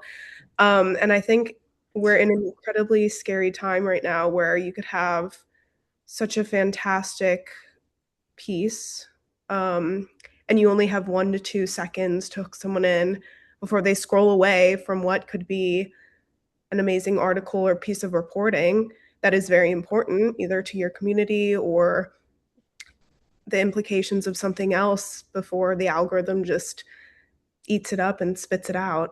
And it's something that we are trying to work through right now. And unfortunately, there just is not many good solutions because attention spans are just going down and down and down, So I'm curious what everyone else thinks about that. And we're gonna have to make the liquor run. We're in this bizarre moment where there's been a technological revolution. And the technological revolution is in the process of destroying network television, the daily newspaper. The afternoon newspaper was the harbinger of all this and went to the graveyard a generation ago. But there are 900,000 podcasts, literally. And the vast majority of them have a handful of listeners. We've created this new form. There are people doing wonderful work, and there are people doing crappy, shoddy work. And they don't have editors, and they don't have oversight. Nobody looks at their copy. And a podcast is a podcast is a podcast. If you're listening, you have no idea whether this has been gone over, whether anybody knows whether anything that's in it is true, whether they've stolen the audio that they're using. You don't know anything. It's just coming at you through this new channel that's been opened up. Content pours out. For much of it, you don't have to pay anything, and it's worth about what you pay for it. And we are now kind of back in the 1830s, where people made their own newspapers. They were very expensive, and they were very much devoted to the point of view of the person who made the newspaper. We have got to now evolve new forms of factual oversight and editing and production, because we've just had a technology that's thrown everything open and said, look, everybody's a journalist. And if everybody's a journalist, nobody's a journalist. And right now we're in that sorting moment. I don't know where it all goes. Okay, Lene. Krista, when you were talking about media literacy for your kids, I've told my kids, don't get your news from someplace that won't issue a correction. Right? If they don't correct their mistakes. So like that, I gave them like a baseline. There's other things to look for, but that's a baseline. And here's a question or a thought. We're talking about AI and overtake everything. It still can't replicate Black bodies that play in the SEC. It still can't do for the culture. Sports is one of the closest things to creating a monoculture in the US, right? And so there have been calls to boycotts, right? Georgia, Alabama, Mississippi. If they want whites only voting, perhaps it should come on the side of whites only football, whites only basketball, right? And I'm wondering, Dr. Glaude, what is your position when and it doesn't even have to be formal. We don't have to say, well, although you get more traction, you just, if you still want to go to the league, instead of go to U.of.I, go to, U.S.A, go to UCLA, Oregon. There's other pathways, but talk a little bit, if you would, about what you see the responsibility for those of us who do have all this, we make the country swing, right? What if we just took our ball and went home? Well, we are home. That's what I mean. Yeah, so we I mean, our homes Yeah. collectively. Yeah, I think we have to figure out our leverage, we have to figure out our leverage points and how to use them. And so, we have to understand NILs and Indiana proved to us that you don't have to be in the SEC to win. We have to understand when NILs, when these contracts are issued, at what stage they're issued. So there was a lot of organizing that needed to be done before the boycott was announced. Oh, I see. Yes. And instead, these young men and women were put in a position to make a decision, and they hadn't been organized. I was doing a series, Recruiting While Black, and I did one, like, literally, and the next one was going to be, I was taking it live to the SEC, right? To just talk about, because they talk about the role of, family literacy around money, around all these things, so. But I'm saying, I think this is really, I'm saying this, and I know we're winding down, but I'm saying this because I don't. Yes. We're on the record. Yes. It's been recorded. Given the scale of what's coming at us, to use Gwendolyn Brooks's language, we're in the whip of the whirlwind. I don't know if we're actually prepared to respond to it. At the level of, I understand what Mark is talking about. At the level of civil rights organizing, at the level of on-the-ground institutions, Black institutions historically have functioned like barrier islands. They break up the wind of storms out from the water. They break up the wind. And so those institutions are fragile, weak, if they exist at all. Mm-hmm. And so I don't know. And when I was with Derek when he announced that he was going to call it, and I thought it was right, but I didn't see anything underneath it. And so I don't know. Which leaves it to individual athletes and their families to make these decisions. And the resources. Right. I'm sorry. Some No, I think something that's right in front of us that we shouldn't disregard, and it's politics. You touched on it earlier with McDonnell. DC is about to have a mayor, and all the news outlets can't wait to every time she's mentioned to put Democrat, socialist in front of her name every single time. Being a Baltimorean, it's like under the radar that a nephew of someone from the Murphy family is about to be elected to Congress in Pennsylvania. So around you're having this sort of reordering and people led by young people who are waking up, and the labels where that's right. And our media, the structure of our media puts out fear. That's why they put nobody puts right-wing reactionary, which you could about all these MAGA style candidates or whatever, but all our media just sort of buys into it and is compliant with it and is lazy. It doesn't really write about or talk about what they really stand for, as you said, what their ideas are or whatever. But young people must be finding out about them and paying attention somehow, because that was the energy behind Mamdani. Some of the energy about what happened in DC and what's going on in other places. Not just that, I noticed so in Michigan, more Arab American candidates, more Muslim candidates. Folks at the grassroots are gravitating to them. And Professor, I guess I'd want to ask Professor Ray, isn't that a hopeful sign? Isn't that some sign that, and we can sort of tie it to Baldwin and Angela Davis and others, we can tie it to Malcolm, that this sort of gradualism, as Renee was saying, this sort of gradualism that we love Obama, but that was what he was about. Maybe what it's going to take is a real reordering and just sort of flipping the table over or whatever. And maybe the idea of candidates that they're putting these labels on, maybe that's a real sign of that. Well, what you see in, say, former and future New Yorker, what you see there is sort of the dead hand of boomerism finally being reluctantly pulled off the stage. My daughter lives on the Upper West Side. She's, what is she, 35? And she was so excited about Mamdani, as were all her friends. And they've thrown everything they've got at this guy. Apart from, I'm not passing any judgment on whether he's doing a good job or a bad job. I just don't know enough to say.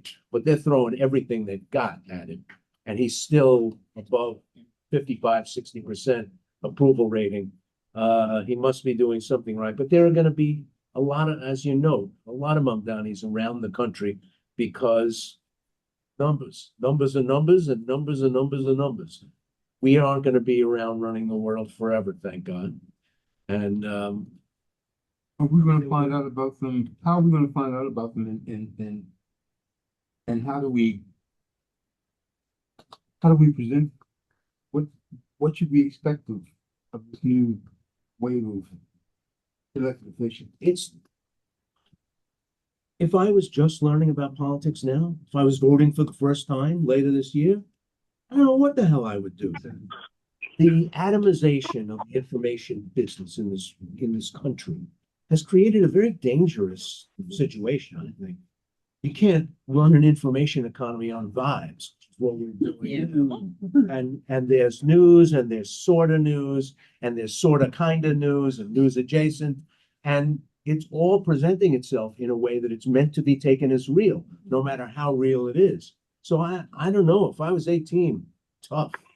And I think it's real quick. I was gonna say your favorite creator would, say what they thought about the election, and you would probably take that as golden. Well, what's interesting about Mamdani is that he understands that landscape. He uses it brilliantly. He did it himself. Exactly. He uses it brilliantly, and then he's judged on the ground. He's not judged by how the algorithm moves. He's being judged by what's being delivered. And so, the DLC and its legacy has gifted this to us in part, not the Mamdani, but the mess, the triangulation, all of this stuff. That version of the Democratic Party is dead. Mm-hmm. Just like the version of the Republican Party that Bush and those folks, that's dead. Mm-hmm. And we have to admit it, right? And I think these young folk I describe them as the catastrophic generation. They come of age in the midst of cascading crises. Mm. They know the whole thing is broken. Mm. And so some of them are reaching for old languages of fascism. Because, Dylan Roof wasn't a baby boomer or a Gen Xer. Right? Some of them are reaching for the old language of fascism, and others are just reaching for new, they're just thinking outside of the box. And I'll say this, because you just hit me in the heart. I'll say this. I'm delighted to have the platform that I have, but I know I can't stay in it. I can't keep it for long because I don't want to do to young people what was done to me. Mm-hmm. And what was done for me is that the baby boomers wouldn't leave. Mm-hmm. they wouldn't leave. They still here. They still here. And so the Gen Xers, our period has been like this. And so if we're going to allow that innovation to make its way into the public domain, people my age are going to have to do what we need to do to clear the underbrush and then get out of the way. Mm-hmm. Otherwise, we're going to duplicate the very things that has kind of gummed up transition. When I look at Juneteenth celebration and I looked at the presidencies and Obama and Michelle Obama, and then I saw them framed by the Bush and the Clinton, mm-hmm. and I was thinking about all the people in the House of Representatives in leadership positions who look like them. It's like, damn. Mm-hmm. In terms of what's actually gumming up imagination and innovation and creativity. So. Okay, we only have about 15 minutes left, 12 minutes left. Mm-hmm. And I can't overlook the fact that we have Mary McLeod Bethune's statue right here, a full bust on the table, and that we are in headquarters of the National Council of Negro Women. So that brings up the question in my mind, where do Black women fit into all? The load-bearing beam of it all. Oh, absolutely. Anybody else want to carrying the load? Talk about that? How many have lost their jobs since Glaude? Numbers have ranged between 300,000 and 600,000. Yeah, that's what that range. Zara has her hand up. Oh, I'm sorry, Leslie. Zara Caldwell has her hand up. Professor Caldwell. Zara up top. Go ahead. I don't have anything to say that we don't already know, but I mean, speaking, as a Black woman and as a historian of Black women, that's what I do is like, I mean, what else can Black women do? I mean, we can go around the country with all these attorney generals, and I mean, I just don't. I feel like, again, I'm biased because I'm a Black woman and I'm a Black women historian, but I feel like they're carrying the whole load. I don't know. I don't even know how to answer that question. Like, what are they not doing in politics, culture, so socially mothering people? And also to respond to your thing about young people, this generation's used to so much stuff. That's what's going to be our saving grace is that like they don't want to lose all the things that they have. It's like, oh, I'm against this. Oh, wait, but you mean me too? It's like, yeah, you too. You can't do it either. But Black women, I mean, they're doing all the things all the time. I agree, but Black women have been carrying the load forever, from slavery onward, but certainly through the civil rights movement and certainly in recent years in voting and organizing. After Kamala Harris was taken over as the nominee, I was on that phone call with the 40,000 Black women or however many it was the first night. So I feel like we're certainly doing our part. Maybe nobody's paying attention. Anybody else? I've been fascinated to watch the unending fusillade of hatred and invective aimed at Ketanji Brown Jackson. Don't forget Michelle Obama being a man. Michelle Obama being a man. It's interesting that at this moment, when the numbers of completing four-year degrees, completing masters and PhDs are so compelling, when people have risen to heights that never could have been imagined at another time in our history, this really, it's not polite, it's not behind the hand, it's just out there. And you think, wow, this is okay. These people who often do it under their own name, not under a wacky pseudonym, they think it's okay and they don't think it's a risk to do this. Just amazing. And think about the way the women in our field are treated. Rachel Scott is treated, calling names of low IQ and all the rest. And I don't know, maybe it's old fashioned, but I keep waiting for maybe, and I think some of us in this room would have done it. I'm waiting for somebody to stand up and say, who the F do you think you're talking to? Exactly. It would be last time, of course, you had. Is access worth it? Is access worth it? I'm not worth it if you have to sacrifice truth, right? Because then it means something. The rest of that, right? What does access reporting mean? Right. When you have access to what people just lie to your face. Alternative thoughts. Remember when she said that we were all the gas? Yes.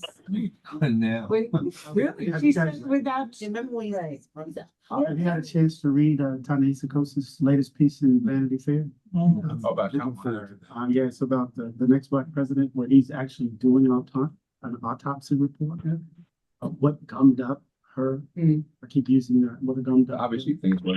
Yeah, I think it's a fascinating read because he's trying to figure out what does it mean? What did it mean for Kamala Harris to invoke the tradition of Fannie Heyman and others, and yet felt constrained with regards to Gaza, going back to young folk, because those young folk showed up in 2020, though, they did. Historic numbers, right?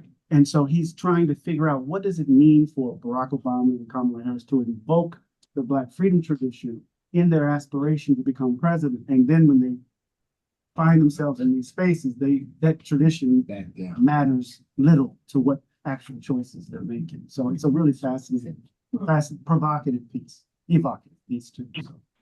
I'd like to have our photographers introduce themselves, please. Particularly Sharon, you tell us about this movie you're in. I love it. Funny. I think you need a couple more cameras though.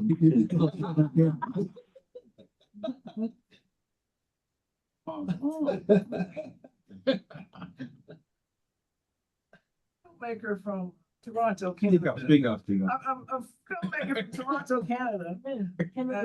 Because the people online can see. The people, Canadians got in touch with me a few months ago. And said that they'd like to film me. And I said, why? You know, for what?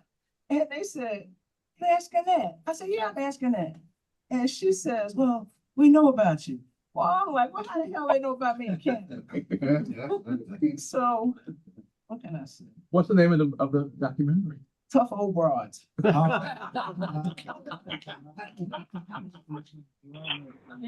is it coming in? It's out, has a trailer now going to film festival.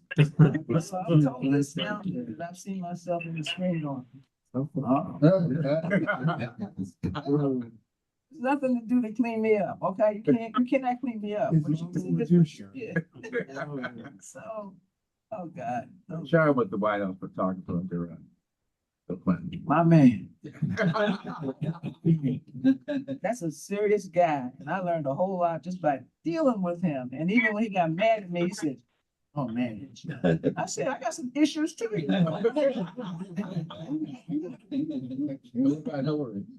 See her at all during the time that they were filming me. And if they didn't do it at the White House, they did it where they could find me. And it's been a joy because I still cover stuff in DC, even though I'm not personally employed by anybody on a regular basis. That's okay. The thrill is that I get to do stuff and say what I think for real. You know, I quit trying to help everybody figure it out. You can't figure me out. I don't figure me out. So how you gonna figure me out? You want to say, tell us who you are? My name is Janine Cummins, and I came to Journal-isms Roundtable. Sharon is my Sharon has been a mentor of mine, and so that's how I got here. So when she can't come, I try to come and just take pictures. But I'm a news junkie, so to speak, and I try to look at all kinds of information. If I was formerly a teacher, taught math and science in Prince George's County. And so this is, I did photography then, and I'm still doing it now. All right, very good. Thanks. We're not bad to be around. Been around a long time. Okay. All right, we have 4 minutes left now. Anybody got your final thoughts? She did. Oh, go ahead. Dar, tell us who you are and then. So I'm Dorothy Davis. I do international development communications, and I manage my father's photography. Everybody hear what she's saying? No. I'm Dorothy Davis, and I'm a consulting. I have a consulting company that focuses on international development communications. In that capacity, I'm the UN representative for the Congressional Black Caucus Institute Global African Diaspora Initiative. The other side of me is I manage my father's photography, and he was a pioneer photographer, journalist, and U.S. Foreign Service officer in Memorials. And his name was? Griff Davis. Griff Davis. I'm not sure I'm on a webinar. In the Foreign Service. And when I was 17, I felt like the U.S. was going to, even though we were doing 13th Amendment and all that, I felt like they were Band-Aids because I didn't feel like it was in the DNA of the country, period.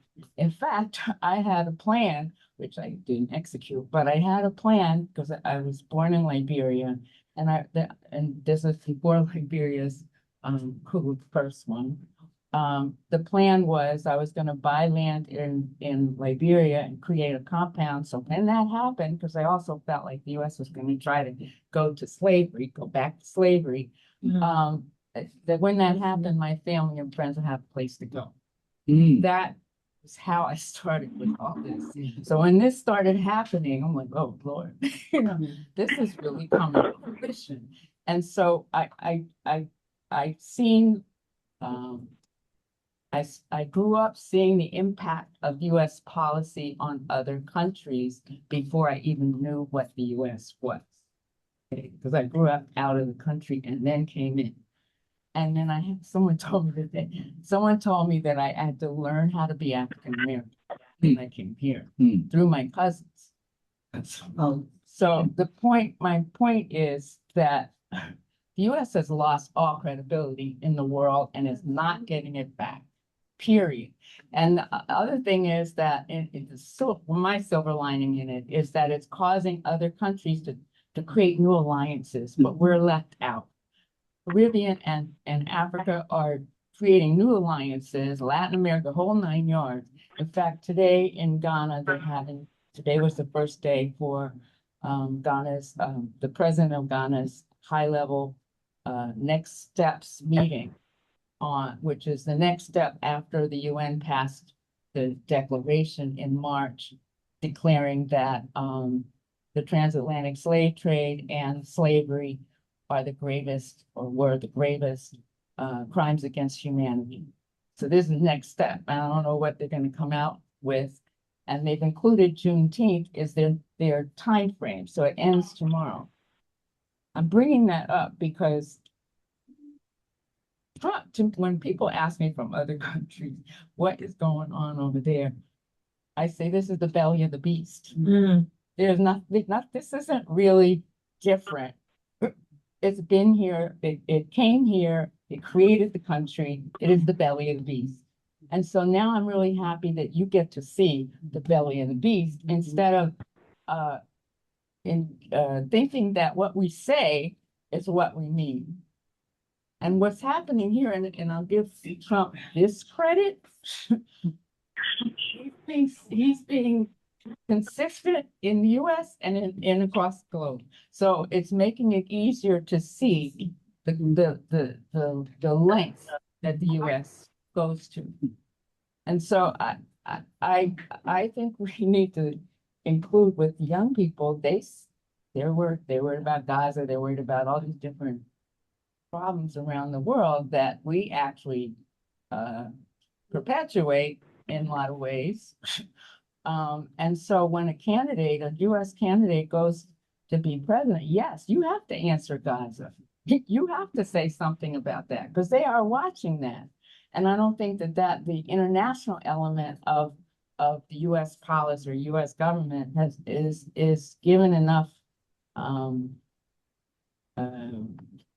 attention because the two are linked, and we're no longer the power.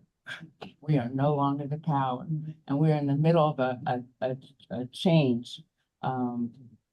It's no longer. You think all that was true before Trump as well as now?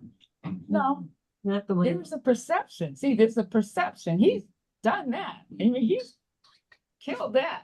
There is no perception. There's nothing you can say at this point to anybody that, we're sorry. They tried to give us a second chance with Biden, but then we reelected Trump, and now we're finished. It's finished. And so we need to recognize that we're no longer the power in the globe. And that whole scenario with China was like the whole world's like, okay, China's the one. And remember what the Prime Minister Canada said at Davos. Oh, yes. Remind us of. He was clear. He said, we trusted the extant world order, right? Even though we knew that it was unfair, right. Even though we knew that they were using it for their own ends.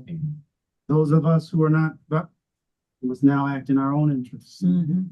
That speech is going to go down in the history of the reorganization. Yeah, but definitely. If you haven't seen his speech in Davos in February, you should watch. It's only 16 minutes. His story. Very short. You should definitely. Who's speak?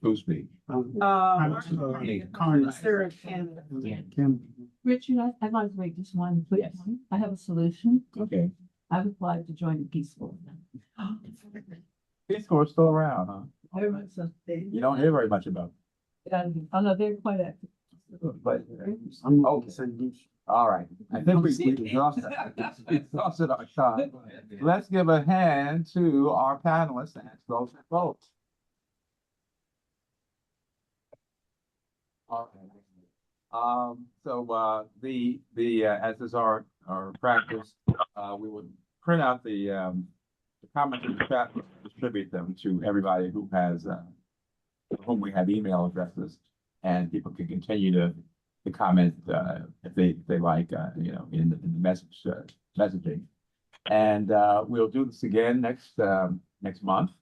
And right now, the plan is to talk about how race affects the healthcare system. And that's been a subject of a lot of attention recently about the disparities, what can be done about it, and who's talking about it and who's not talking about it. So stay tuned. So thanks, everybody. This roundtable is over. Tomorrow at 7 in Politics and Prose. I'm in conversation with Jonathan Pickbart. Oh. Who's that? Haven't been able to work you with. Because when I hear about it, I don't to wait my. I saw it.